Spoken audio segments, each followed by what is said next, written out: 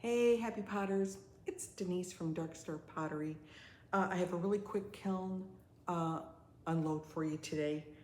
The kiln was actually unloaded a couple days ago, but with the holiday, it just got busy. Anyway, this is a unique kiln opening because all of the product is Kentucky Mudworks.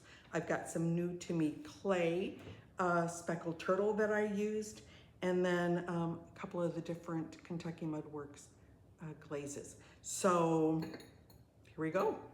All right, so I have a series of bowls. They're nesting bowls. They're all done, obviously, speckled turtle clay. And then the glaze here is Kentucky Mudworks Glacier, and I did 3 coats in and out. I got kind of messy here at the bottom, so shame on me. But this is the smallest of the set. This is the second bowl, speckled turtle clay, glacier glaze, 3 times in and out.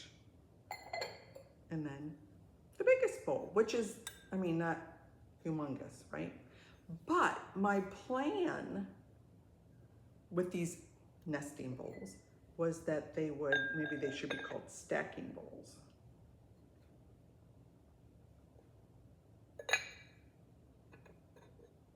The bottom warped a little bit, bottom bowl warped a little bit, is that when they're sitting on your counter, I think it looks a little sculptural.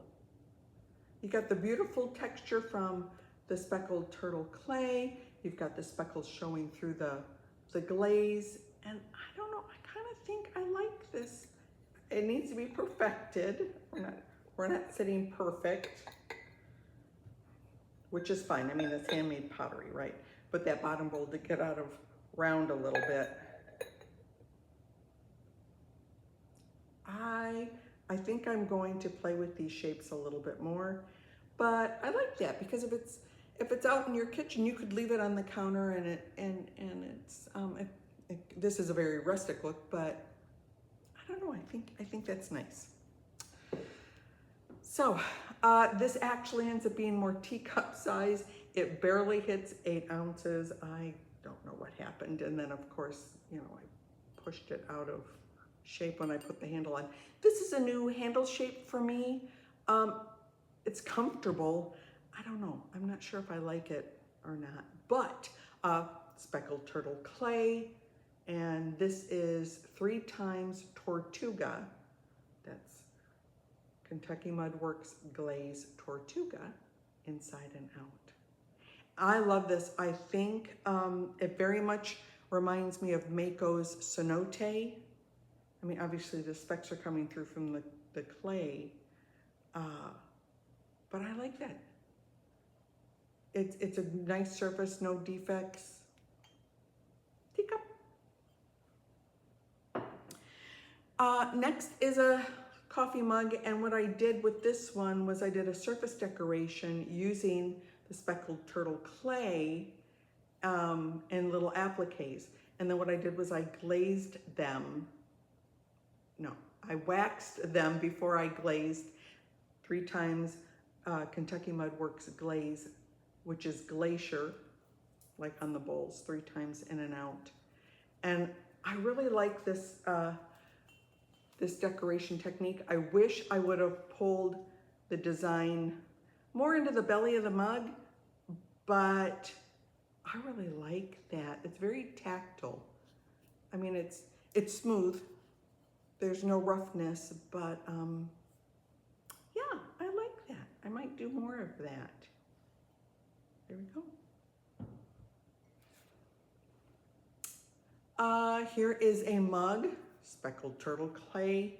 This is glazed with Kentucky Mudworks Floating Blue, 3 times in and out. But what I did was I did some carving, and then I wanted to see how the stroke and coats worked on the speckled turtle clay. So this is all different kinds of yellows, and I mixed them with the red, and I made my own little orangey, and so I can't really tell you all the different stroke and coats, except they were a bunch of different yellows, and I just mixed them all up. But it played really nice with the speckled turtle clay. No surface defects, The color is really good. I left the carving line bare clay down here. I watered down some tuxedo, and then I watered down some Java bean, and I'm really, actually I should have blended that better. I'm not happy with the way that came out. And then I left a little of the raw clay for that seed pod, but the stroking coats look really nice on the speckled turtle, and obviously the colors aren't quite as vibrant, but I like this. I think that's a nice effect. So I will be doing that again. Shout out to my pottery pal, Angela at AP Pottery. Gnome mug, I love them, I love them. So this is the first one I've done on the speckled turtle. Angela often uses the speckled turtle on her gnome mugs. I've just been using Iceman because I didn't have this yet. So this is 3 times Kentucky Mudworks glaze, Everglades, inside and out. I did just 1 coat on his brim, and clearly I got a little too light above his nose, but I left the nose raw clay, which I love, and then his beard is 1 time glacier. No, 2 times glacier. And then I gave him a little friend. He's got a little ladybug, and that's just hot tamale as the red and tuxedo as the black. And it held up really well, nothing bled. Interestingly enough, does not look like the speckles came through that red, the hot tamale. I wasn't sure, so that's interesting, but I love the gnomes. So I was all done, and I had a little bit of leftover clay from doing the nose and the brim, and so I made... Angela did a bunch of these wine toppers, and they were darling. Tiffany at Hobble Creek Pottery has a really good tutorial on these. I just had some extra clay, so I was playing around. Maybe I'll have to buy some wine toppers to put these on. Anyway, real simple. I left most of the clay bare, you know, his nose and his body. I did 1 coat of glacier on his beard, 1 coat of glacier on his rim, and 2 coats of Tortuga for his hat. Look at, he's sweet. He's not only sweet, but it kind of, you know, people have been using, it's just fun to have those extra bits of clay and then do something fun and creative with them. The mushrooms, these little gnomes, I mean, all kinds of little critters, but I think he's sweet. So that's it for today. I mean, this was fun.